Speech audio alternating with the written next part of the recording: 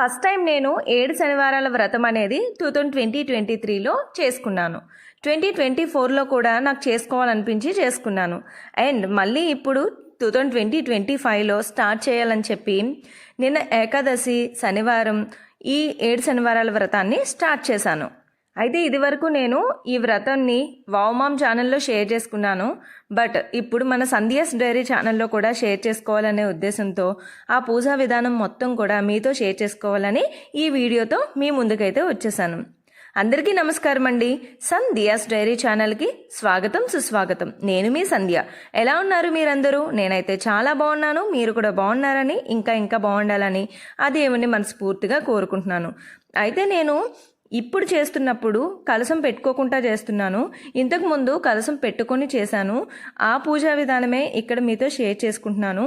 So వీడియోని ఎక్కడ skip చేయకుండా ఎండింగ్ వరకు చూడండి. చాలా సింపుల్గా ఈ పూజని ఎలా చేసుకోవాలి, ఎలా చేసుకున్నాను, దాని యొక్క విశిష్టత ఏంటి, ఎలా చేసుకోవాలి, ఇవన్నీ కూడా నేను మీతో షేర్ చేసుకోవాలనుకుంటున్నాను. ఇది ఆల్రెడీ ఇంతకు ముందు నేను ఒకసారి చేసుకున్నానండి. ఈ వ్రతం చేసుకున్న తర్వాత నేను చాలా చక్కటి ఫలితం అయితే నాకు దక్కిందనమాట. సో అందుకనే నేను మళ్ళీ చేసుకోవాలి అని అనుకున్నాను. సో ఇండియాలో ఉన్నప్పుడు చేసుకున్నాను, దుబాయ్కి వచ్చిన తర్వాత చేసుకోవాలి అని అనుకున్నాను.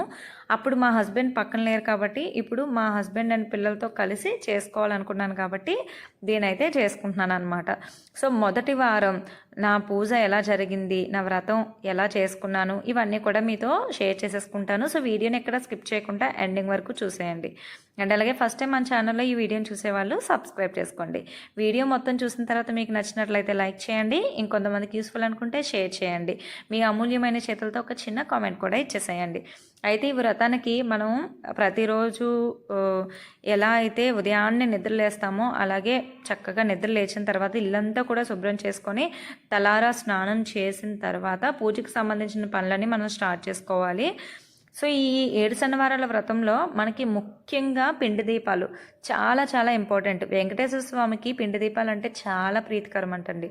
సో అందుకనే పిండి దీపాలని ప్రత్యేకంగా మనం ఈ వ్రతంలో ఉండేలా చూసుకుంటాం అన్నమాట.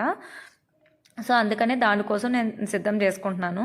అయితే మనం ఫస్ట్ అన్ని పనులు చేసే కంటే ముందుగా ఈ చలివిడి అనేది ప్రిపేర్ చేసుకొని పెట్టుకుంటే పిండి అనేది బాగా నాని చక్కగా క్రాక్స్ రాకుండా బాగా వస్తుందన్నమాట. సో దానికోసం నేను వరిపిండి అయితే తీసుకున్నానండి. అందులో కొంచెం బెల్లం, కొంచెం నెయ్యి, కొంచెం నీళ్ళు వేసుకొని చక్కగా ఇలాగా చలివిడి ముద్ద అయితే ప్రిపేర్ చేసుకున్నాను. మీ బియ్యం జిగటగా లేవు అని అనుకుంటే కనుక సో మీరు అందులో కొంచెం అరటిపండు కూడా వేసుకోవచ్చు. సో మా బియ్యం అయితే బాగానే వచ్చేస్తాయి చెల్లుడి ముద్దకి. సో అందుకని నేను ఏమి వేసుకోలేదు. సో దీని తర్వాత ఆ దేవునికి ఈ వ్రతంలో ప్రత్యేకంగా మనం చిమ్లీ ఉండలు అయితే పెడతామన్నమాట. సో వీటిని కూడా మనం అస్సలకే మర్చిపోకూడదు. సో దానికోసం అని చెప్పి నేను తెల్ల నువ్వులు అయితే తీసుకున్నానండి. సో వాటిని మిక్సీ జార్లో వేసుకొని పొడి అయిపోయిన తర్వాత మళ్ళీ అందులో కొంచెం బెల్లం వేసుకున్నాను. మళ్ళీ ఒకసారి మిక్సీ పట్టించేస్తే మనకి చిమ్లీ ఉండలు చేసుకోవడానికి మొత్తం ఆ పదార్థం అనేది రెడీ అయిపోతుంది అనమాట. సో నాగల చవితికి కూడా మనం చాలామందిని చేసుకుంటాం కాబట్టి చిమ్లీ ఉండలను చేయడం చాలా ఈజీనే, అందరికీ తెలిసే ఉంటుంది.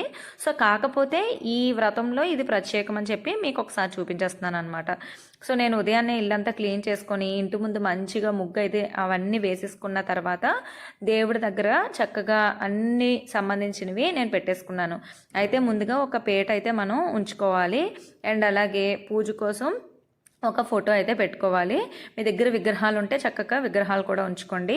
అండ్ అలాగే కలసం అనేది మీకు ఆనవాయి ఉంటే కలసం పెట్టుకోవచ్చు. కలసానికి నీళ్లు, కొబ్బరికాయ అండ్ అలాగే తులసాకులు చాలా ఇష్టం అన్నమాట వెంకటేశ్వర స్వామికి.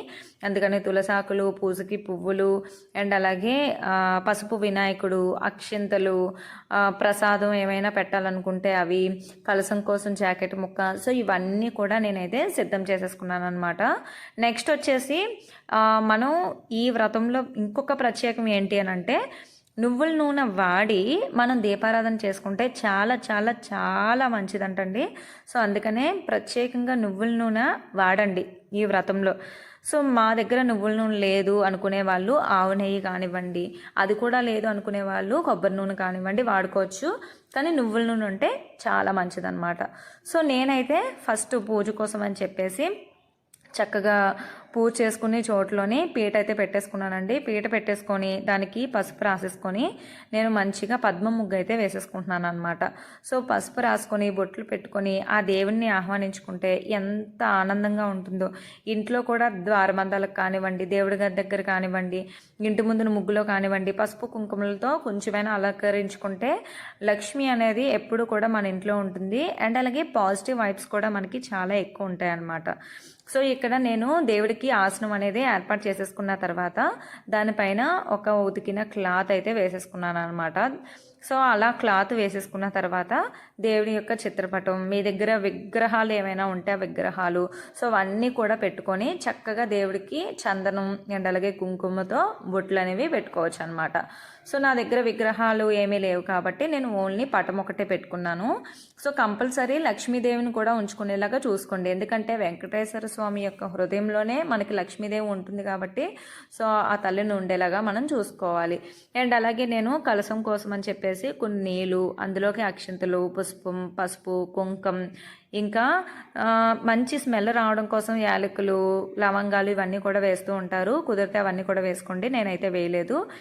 అండ్ అలాగే ఒక కాయిన్, ఇవన్నీ కూడా వేసుకొని ఆ గంగాజలాన్ని పవిత్రం చేసుకొని సో దాని మీద కొబ్బరికాయ అండ్ అలాగే జాకెట్ ముక్క పెట్టుకొని దానికి కూడా బొట్టు పెట్టుకొని దానికి కూడా పువ్వులు అవన్నీ పెట్టుకొని మనం కలసం అనేది ఏర్పాటు చేసుకోవాలన్నమాట. ఈ కలసం అనేది ఒకవేళ మాకు ఆన్వాయి లేదు అండి, కలసం ఆన్వాయి లేదు, అప్పుడు పెట్టుకోవాలని అనుకుంటే అప్పుడు కలసం అనేది ఏం పెట్టుకోవాల్సిన అవసరం లేదండి. ఇలా విగ్రహానికి కానివ్వండి, కేవలం పటానికి కానివ్వండి, చక్కగా మనం చేసుకోవచ్చు అనమాట. అండ్ నెక్స్ట్ ఇంకోటి ఏంటంటే, మనకి ఏ వ్రతం కానివ్వండి, ఏ పూజ కానీ చేసినా కానివ్వండి, ముందుగా మనం వినాయకుడికే పూజ చేస్తాం కాబట్టి ఇక్కడ నేను పసుపు వినాయకుడిని అయితే పెట్టుకున్నాను. సో ఇదే ఇక్కడ మీకు చక్కగా మళ్ళీ వెండి విగ్రహాలు ఇవన్నీ ఉన్నవాళ్ళు పక్కనే అది కూడా మనం పెట్టుకోవచ్చు అనమాట.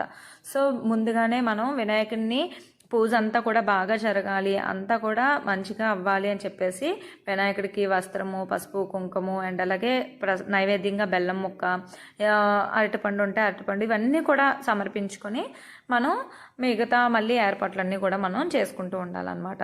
అండ్ అలాగే వెంకటేశ్వర స్వామికి మీకు గనక శక్తి ఉంటే మనం పంచేవన్నీ కూడా కొని వస్త్రాధారణ అనేది చేయొచ్చు. కానీ 7 శనివారాలు చేస్తాం, 7 వారాలు కూడా బట్టలు కొనే అంత ఓపిక లేని వాళ్ళు ఇలాగా వస్త్రం కూడా పెట్టేసుకోవచ్చు అనమాట.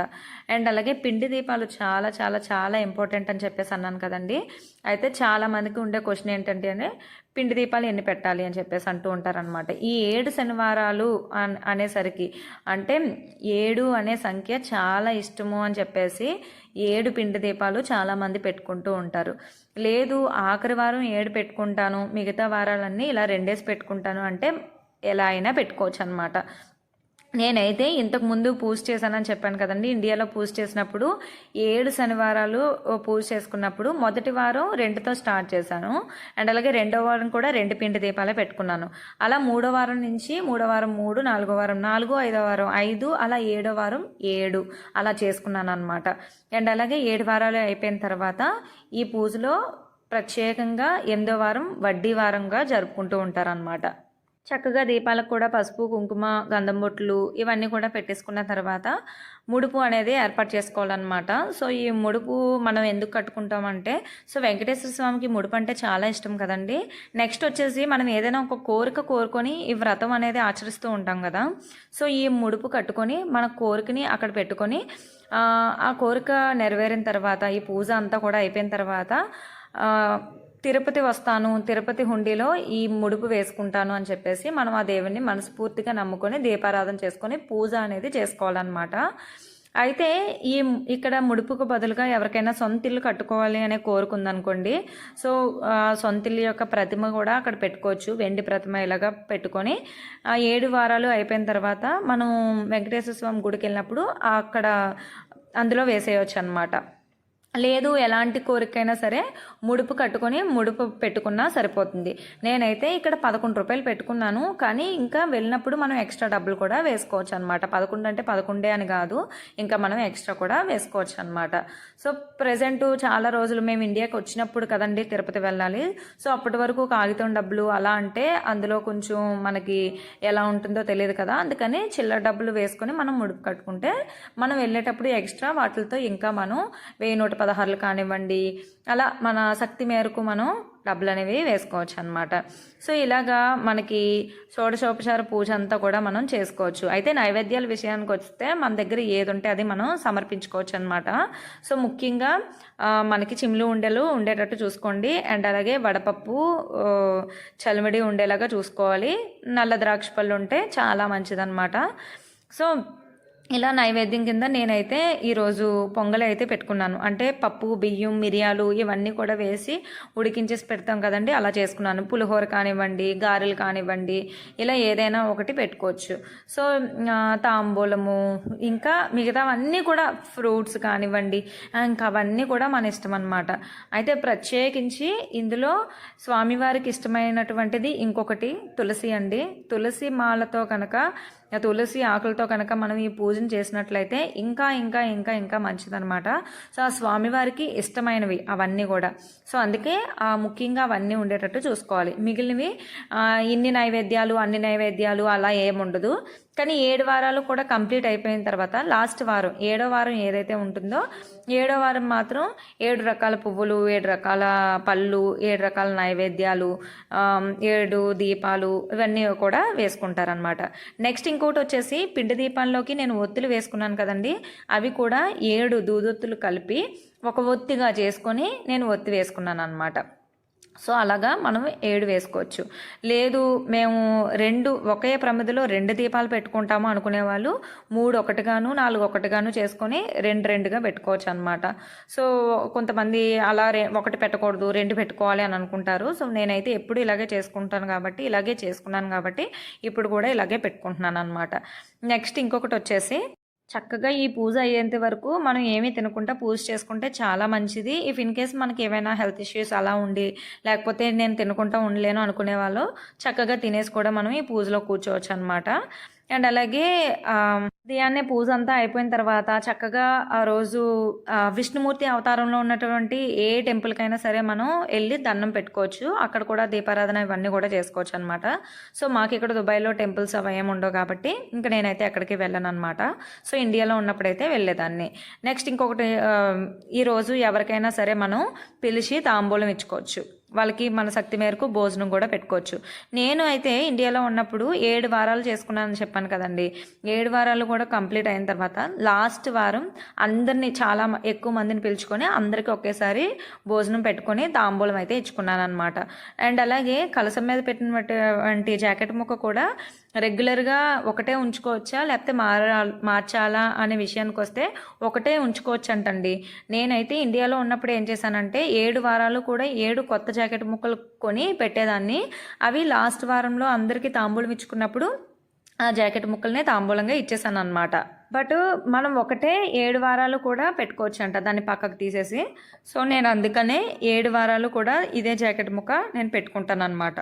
చాలామందికి ఇంకొక డౌట్ ఉంటుంది, పిండి దీపాలు పెట్టేసిన తర్వాత ఏం చేయాలి అని చెప్పి. మీకు దగ్గరలో చక్కగా ఆవులు ఏమైనా ఉంటే ఆవులకి పెట్టేయచ్చు. సో దాంట్లో మనం నెయ్యి కానివ్వండి, నువ్వుల నూనె కానివ్వండి వేసి వెలిగిస్తాం కాబట్టి దాన్ని ప్రసాదంగా మనం తినొచ్చు. అంటే చెలువుడే కదండి అది. సో మనం కూడా తినొచ్చు కొంచెం ప్రసాదంగా. లేదు మేము అలా తినలేము, ఆవులు కూడా మా దగ్గర లేవు అనుకున్న వాళ్ళు ఏదైనా ఎవరు మనుషులు తొక్కనటువంటి చెట్టులు కింద, లేకపోతే ఏదైనా గంగలో కానివ్వండి, అంటే పారే నదులు అలాంటివి ఉంటాయి కదా, సో వాటిలో అయినా సరే మనం కలిపేయచ్చు అనమాట. అయితే ఈ 7 శనివారాల్లో ఒక ప్రత్యేకత ఏంటి అని అంటే, మనం వెంకటేశ్వర స్వామికి పూజించే దానికి ముందు మనం ఎప్పుడు కూడా శనీశ్వరుడిని తలుచుకోవాలంటండి. సో శనీశ్వరుడిని తలుచుకున్న తర్వాతనే వెంకటేశ్వర స్వామికి పూజ అనేది చేసుకోవాలన్నమాట. ఎందుకంటే మన మీద ఏదైనా దోషం ఉన్నా అప్పుడు అదంతా కూడా తొలగిపోయి తర్వాత మనపై వెంకటేశ్వర స్వామి యొక్క కృప అనేది వస్తుందన్నమాట. సో అందుకనే శనీశ్వరుడిని కూడా తలుచుకోవాలన్నమాట ఈ వ్రతంలోని. ముఖ్యంగా ఆ దేవుని తలుచుకున్న తర్వాతే ఈ దేవుడికి మనం పూజ అనేది చేసుకోవాలి. ఇంకా లాస్ట్ పాయింట్ నేను చెప్పాలనుకున్నది ఏంటి అంటే, పూజ అంతా అయిపోయిన తర్వాత రోజంతా ఉపవాసం ఉండాలా లేకపోతే ఏదైనా తినేయొచ్చా? నిజంగా ఉపవాసం అనేది మన కోసం అండి, దేవుడి కోసం అయితే కాదు. దేవుడు మనల్ని ఎప్పుడు తినండి తినొద్దు అని ఏం చెప్పరనమాట. మన ఆరోగ్యమే బాగుంటుంది. లేదు నేను ఉండలేను తినకుండా అనుకునే వాళ్ళు తినడం మానేయచ్చు, తినకుండా ఉండొచ్చు, ఉపవాసం చేసుకోవచ్చు, తినేయచ్చు, ఏదైనా చేయొచ్చు, మన ఇష్టం అనమాట. సో ఉపవాసం ఉంటే మరీ మంచిదన్నమాట. అలా మనకి ఎలా కుదిరితే అలాగా. అండ్ అలాగే ఈ పూజని చక్కగా కుటుంబం అందరితో కలిసి చేసుకొని భర్త యొక్క ఆశీర్వాదం అంటే భర్త దగ్గర అక్షింతలు వేయించుకొని ఎవరికైనా తాంబూలం ఇచ్చుకుంటే ఆ రోజు, లేకపోతే 7 వారాలు అయిన తర్వాత లాస్ట్ రోజు ఇచ్చుకొని ఈ పూజను అనేది చేసుకుంటే మనం కోరుకున్నది కోరుకున్నట్టుగా ఖచ్చితంగా జరుగుతుంది. దీనికి నేను హామీ ఇస్తున్నాను. ఇంతకుముందు నేను ఈ పూజ చేసుకున్నప్పుడు బలమైన కోరికే కోరుకున్నానండి, అది బాగానే నెరవేరింది. ఇప్పుడు దుబాయ్లో నా భర్తతో కలిపి చేసుకోవాలి అని అనుకుని ఈ పూజను నేను మళ్ళీ స్టార్ట్ చేశాను. ఇదండి వాటి నా వీడియో. ఎంతో పురాతనమైనటువంటి వ్రతం 7 శనివారాల వ్రతం అన్నమాట. సో ఈ వ్రతం అనేది ప్రతి ఒక్కరు చేసుకోవచ్చు. ఏ శనివారం అయినా సరే మనం దీన్ని ప్రారంభించవచ్చండి. సో మంచి రోజా చెడు రోజా అన్నది మనం ఏం చూడాల్సిన అవసరం లేదు. అంటే ఇలాంటి ఆషాఢ మాసంలో లేకపోతే ఏ మాసమైనా ఎప్పుడైనా ఎనీ టైం మనం చేసుకోవచ్చు అనమాట. ప్రతి ఒక్కరు కూడా దీన్ని చేసుకోవచ్చు. సో పురుషులు, స్త్రీలు, చిన్నపిల్లలు, సో ఇలా ఎవరైనా సరే దీన్ని చేసుకోవచ్చు అనమాట. మన శక్తి, మన భక్తి మేరకు మనం ప్రసాదాలు, నైవేద్యాలు పెట్టుకొని పూజ అనేది చేసుకోవచ్చు. సో ఇంకా ఏమైనా డౌట్స్ ఉంటే కనుక కామెంట్ సెక్షన్లో నాతో షేర్ చేసుకోండి. సో ఆ డౌట్స్కి నేను రిప్లై ఇవ్వగలిగితే కనుక ఇస్తాను. అండ్ అలాగే ఈ పోజులో ఏమైనా తప్పులు ఉంటే కనుక నన్ను క్షమించండి. నేను చెప్పిన మాటలో ఏమైనా తప్పులు ఉంటే నన్ను క్షమించండి. అండ్ అలాగే మన ఛానల్లో ఉండే వీడియోస్ అన్నిటిని చూడడం మాత్రం మర్చిపోద్దు. మరొక మంచి వీడియోతో మళ్ళీ కలుద్దాం.